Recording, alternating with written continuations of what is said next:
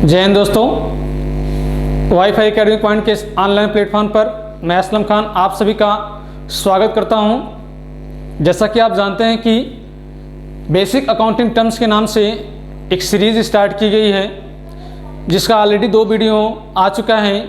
अगर आप उस दोनों वीडियो को नहीं देखें तो प्लीज़ प्ले लिस्ट में जाइएगा और उस दोनों वीडियो को देखिएगा, क्योंकि प्रत्येक वीडियो एक दूसरे से कहीं न कहीं रूप से वह डायरेक्टली इनडायरेक्टली वह जुड़े हुए हैं। इसलिए आज जो वीडियो हम बताने जा रहे हैं आपको, इस वीडियो को समझने से पहले इसके पहले दोनों वीडियो को आप देख लीजिए, समझ लीजिएगा। आज बेसिक अकाउंटिंग टर्म्स सीरीज़ की ये तीसरी वीडियो है। आज हम लोग कुछ महत्वपूर्ण और शब्दावली पर यहाँ पर हम लोग अध्ययन करेंगे। जैसा कि आपके स्क्रीन पर लिखा हुआ है, बेसिक अकाउंटिंग टर्म में संपत्तियाँ जो आपका है, बेसिक अकाउंटिंग टर्म्स जो आपकी सीरीज चल रही है उसी कड़ी को हम लोग आगे बढ़ाते हुए आज यहाँ पर हम लोग महत्वपूर्ण कुछ शब्दावली, जैसा कि स्क्रीन पे लिखा हुआ है एसेट्स, संपत्तियाँ, आपको यहाँ पर हम लोग समझेंगे संपत्तियाँ क्या होती है। तो एक व्यापारी अपने व्यापार को चलाने के लिए व्यापार में जो आवश्यक वस्तुएं होता है उसको खरीदता है, जिसका बेनिफिट उसे, जिसका लाभ उसे चालू वर्ष के साथ साथ अगर भविष्य में उसका लाभ मिलता रहता है तो ऐसी सभी प्रकार की वस्तुओं को हम लोग संपत्ति या एसेट्स के नाम से जानते हैं, जिसका व्यापार में होना अति आवश्यक माना जाता है, जिसके बिना व्यापार का कार्य संचालन प्रभावित होता है। उस कार्य संचालन को प्रभावित होने से बचने के लिए व्यापारी जब कुछ वस्तुओं को खरीदता है जिसका बेनिफिट उसे चालू वर्ष के साथ साथ भविष्य में भी उसका लाभ मिलता रहता है, ऐसी सभी प्रकार की वस्तुओं को हम लोग संपत्ति के नाम से जानते हैं। जैसे आपने प्लांट खरीद लिया, आपने काउंटर बनवा लिया, आपने अपने दुकान को अच्छे से डेकोरेट करवा दिया, सजावट करा दिया, लाइट लगवा दिया, आप अपने शॉप में एसी लगवा दिया, ये अन्य तमाम प्रकार के जो भी आपने खर्च किया है जिसका बेनिफिट आपको चालू वर्ष के साथ साथ भविष्य में भी उसका लाभ मिलता रहेगा, ऐसे सभी प्रकार के वस्तुओं को हम लोग संपत्ति के नाम से जानते हैं। संपत्ति 3 प्रकार की होती है। एक तो हमारा पहला नॉन करेंट असेट्स, जिसको हम लोग शॉर्टकट में ANC के नाम से जानते हैं, non current assets.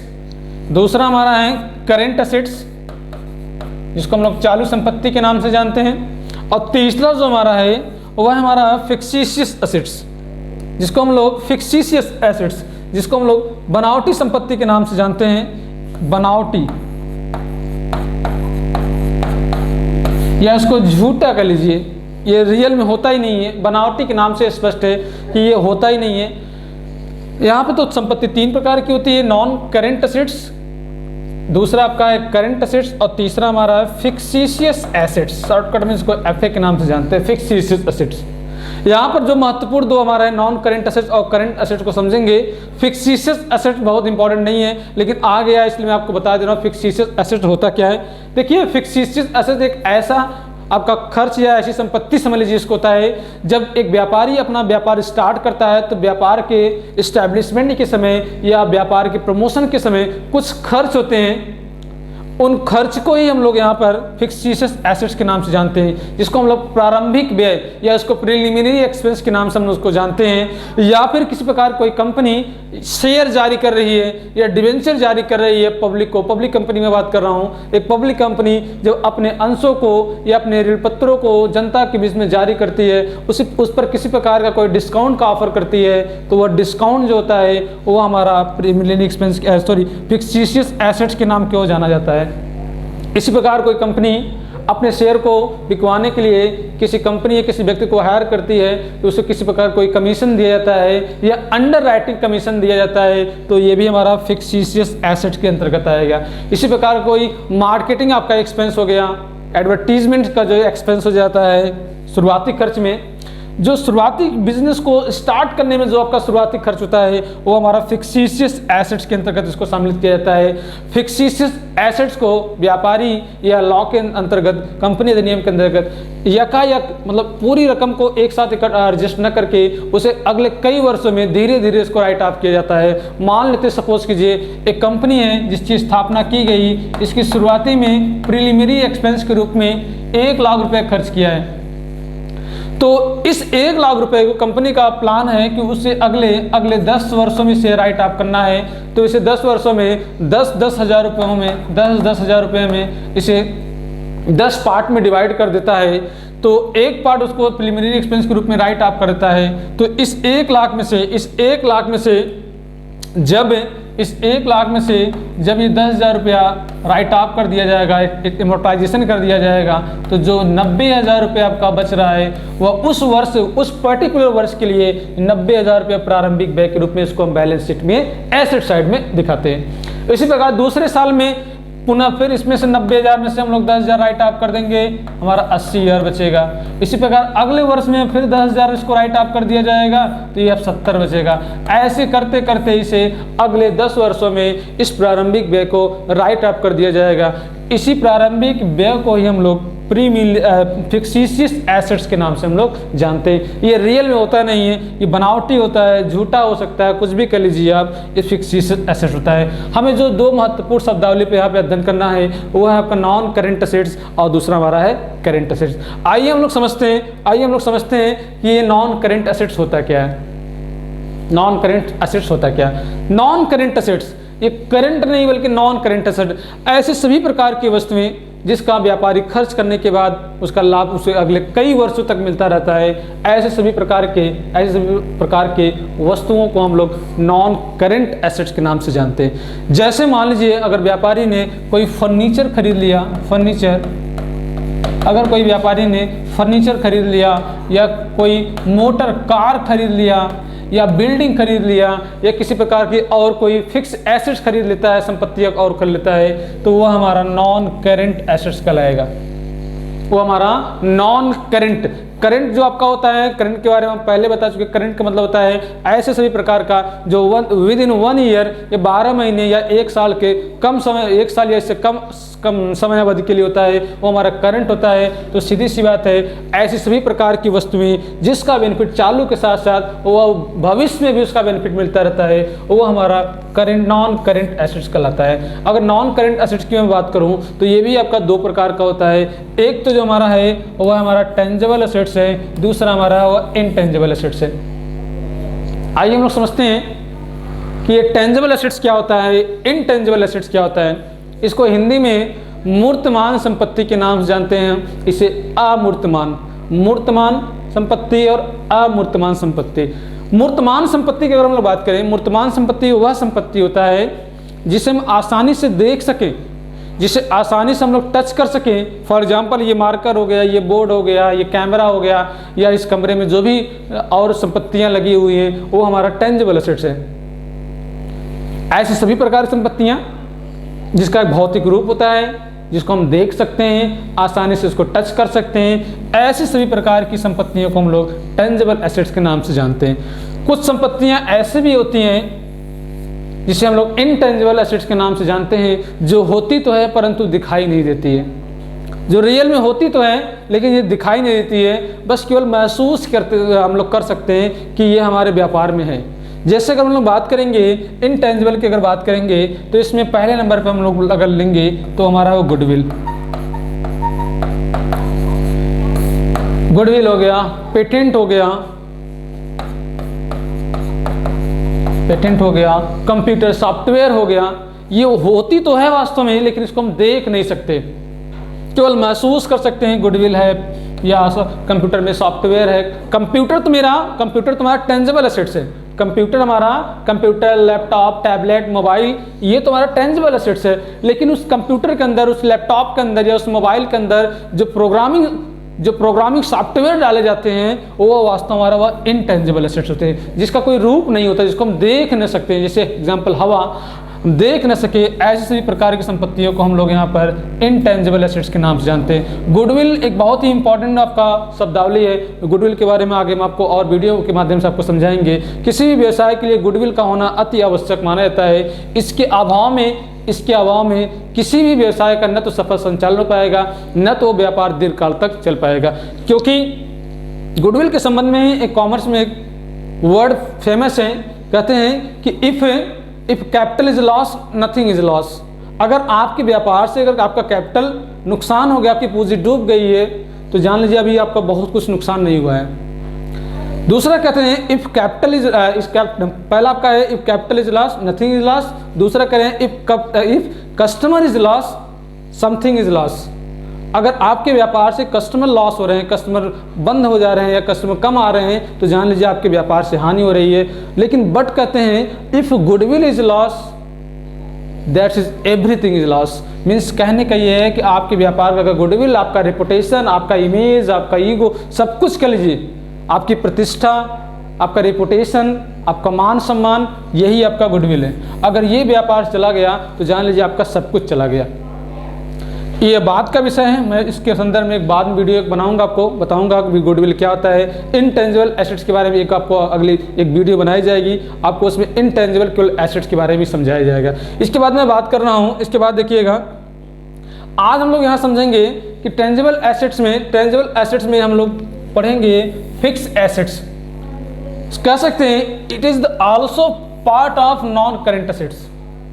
It is the also part of non current assets. ये नॉन करेंट एसेट्स का एक पार्ट है आपका है टेंजिबल एसेट्स के अंतर्गत, जो हम लोग यहाँ पढ़ेंगे फिक्स एसेट्स, जिसको हम लोग बोलते हैं हिंदी में अस्थाई संपत्ति। अगर हम लोग अस्थाई संपत्ति के बारे में बात करेंगे तो व्यापार में जो भी वस्तुएं व्यापारी खर्च करता है या उसको खरीदता है, जिसका बेनिफिट उसे भविष्य करंट ईयर के साथ साथ भविष्य में इसका लाभ मिलता रहेगा, ऐसे सभी प्रकार की वस्तुओं को हम लोग यहाँ पर फिक्स एसेट्स में फिक्स एसेट्स में इसको हम लोग सम्मिलित करते हैं। जिसमें हम लोग बात करेंगे तो पहला आपका है यहाँ पे लैंड एंड बिल्डिंग। एक व्यापारी अगर अपने व्यापार में किसी प्रकार का कोई जमीन या किसी प्रकार कोई भवन खरीदता है तो वह उसका फिक्स एसेट्स कहलाएगा। इसी प्रकार का कोई कंप्यूटर हो जाता है, लैपटॉप हो जाए, मोबाइल हो जाता है, टैबलेट हो जाता है, तो भी हमारा फिक्स एसेट्स है। इसी प्रकार फर्नीचर की हम लोग बात करें, फर्नीचर भी हमारा फिक्स एसेट्स है।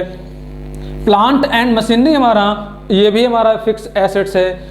इस प्रकार मोटर कार, ये भी हमारा फिक्स एसेट्स है। लीव स्टॉक कह लीजिए, लूज टूल्स कह लीजिए, फिक्सचर्स कह लीजिए, जितने भी आपके जिसका बेनिफिट आपको चालू वर्ष के साथ साथ भविष्य मिलता रहता है, वे सभी प्रकार के हमारे फिक्स एसेट्स कहलाते हैं। यहाँ पे केवल आपको 4-5 पॉइंट बताए गए, इसके अलावा और भी पॉइंट आपके फिक्स एसेट्स के अंतर्गत सम्मिलित किए जाते हैं। लीव स्टॉक क्या हो सकता है, लूज टूल्स क्या हो सकता है, फिक्सचर्स क्या हो सकते हैं, इन सब के बारे में आपको यहाँ पढ़ेंगे। तो फिक्स एसेट्स वह एसेट्स होता है जिसका लाभ आपको अब जैसे मान लीजिए आपने लैंड कर लिया, मोटर कार कर लिया, तो मोटर कार खरीद लिया तो इसका ये मतलब नहीं हो कि इसका लाभ केवल इसी साल तक मिलेगा। मोटर कार अगले साल तक, अगले कई वर्षों तक आपका बेनिफिट उसका देता रहेगा। इसी प्रकार हमारा लैंड हो गया, बिल्डिंग हो गया, कंप्यूटर हो गया, फर्नीचर हो गया, प्लांट मशीनरी या मोटर कार हो गया, लिव स्टॉक भी हो जाएगा जिसको हम पशुधन के नाम से जानते हैं। ये सभी प्रकार की जो हमारी संपत्तियाँ होती है इसको हम लोग फिक्स एसेट्स या इसको हम लोग अस्थायी संपत्ति के नाम से जानते हैं। इसके बाद हम लोग बात करेंगे तो हमारा अगला जो टॉपिक है वो हमारा है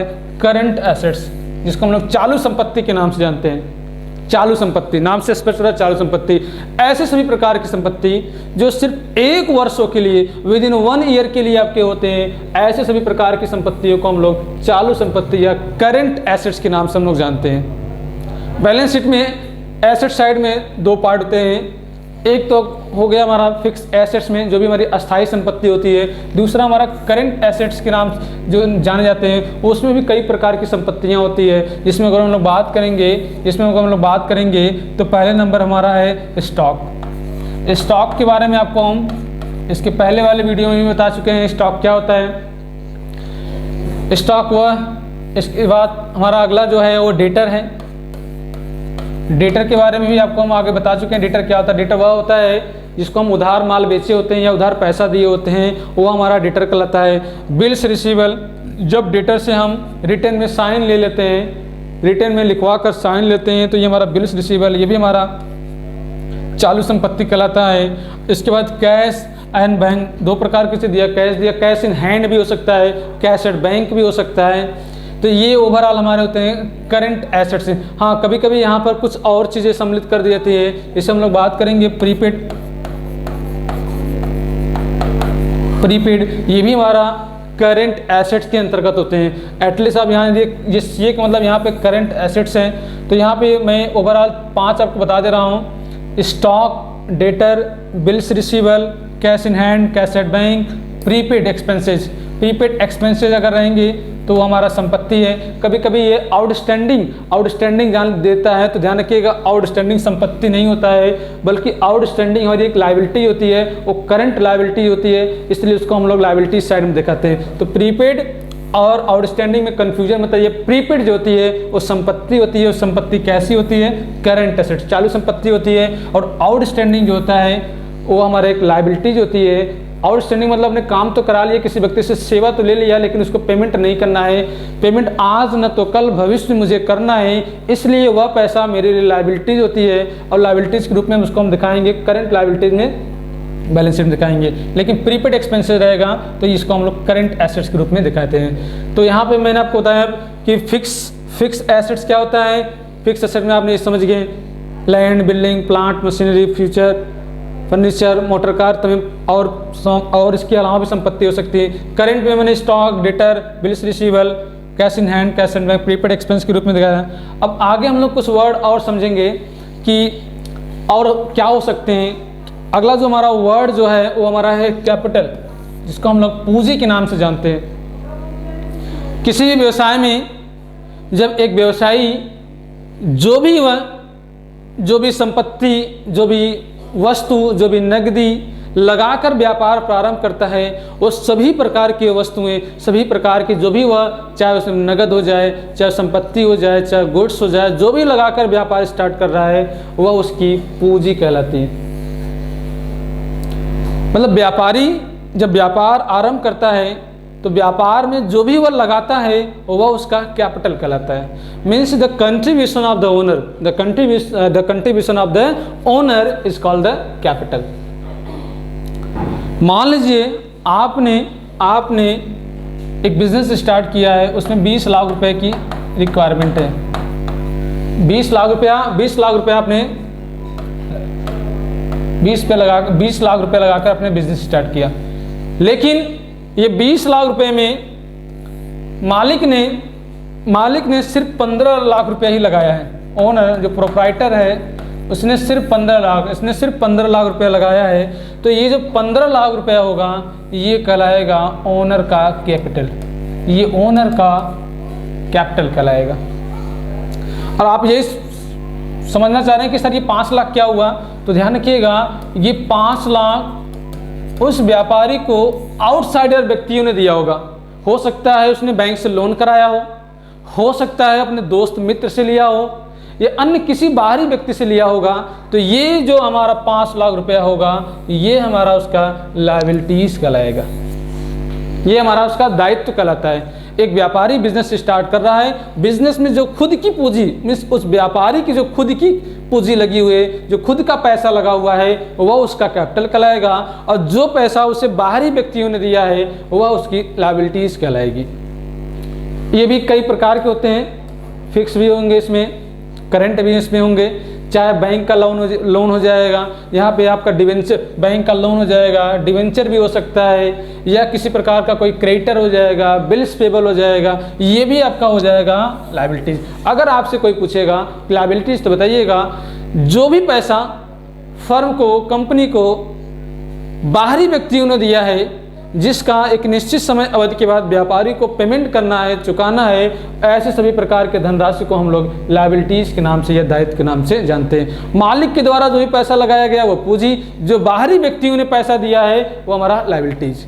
बैंक ने दिया है तो बैंक लोन, किसी ने दूसरे व्यक्ति ने दिया है तो जिसका दिया उसका लोन, या शॉर्ट टर्म लोन है तो शॉर्ट टर्म दिखाइएगा, क्रेडिटर हो सकता है, आउटस्टैंडिंग भी हो सकता है, बैंक ओवरड्राफ्ट भी हो सकता है। किसी न किसी प्रकार से जो व्यक्ति, बाहरी व्यक्ति आपको पैसा दिए वो हमारा लायबिलिटीज कहलाएगा।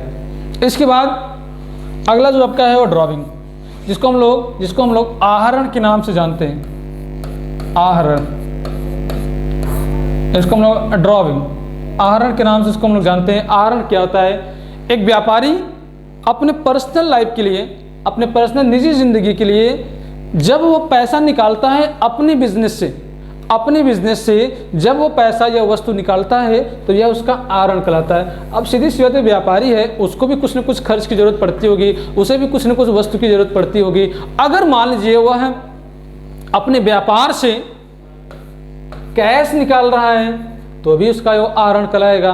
और जिस वस्तु में अपना व्यापार कर रहा है अगर वह वस्तु ही निकालता है तो भी मीन्स इसको कह सकते हैं, अगर वह गुड्स निकालता है, माल निकालता है तो भी वो उसका आहरण कहलाएगा। और ध्यान रखिएगा आहरण